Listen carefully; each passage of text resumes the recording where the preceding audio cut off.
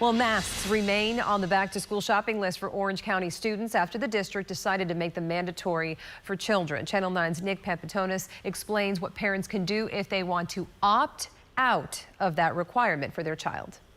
The district shifting its policy from a default of no masks to masks. It does give parents an opt-out option, and some people are indicating they will take advantage of that. We are committed to safety within our control. This announcement coming as an 11th hour twist to Orange County's back-to-school transition. The district announcing every child will be masked unless their parent sends in a note excusing them Tuesday.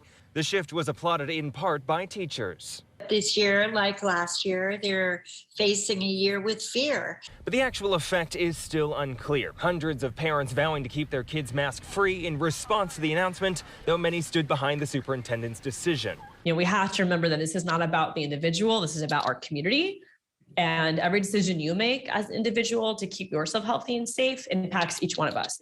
Like some parents, Representative Anna Escamani pointed out the so-called mask mandate was not accurately named. Before the announcement Friday, she told us government should stop making the pandemic a political issue and instead follow the private sector's lead to head off the surge's more serious consequences. If some of your major employers are doing it, chances are it's in the best interest of everyone to consider doing it.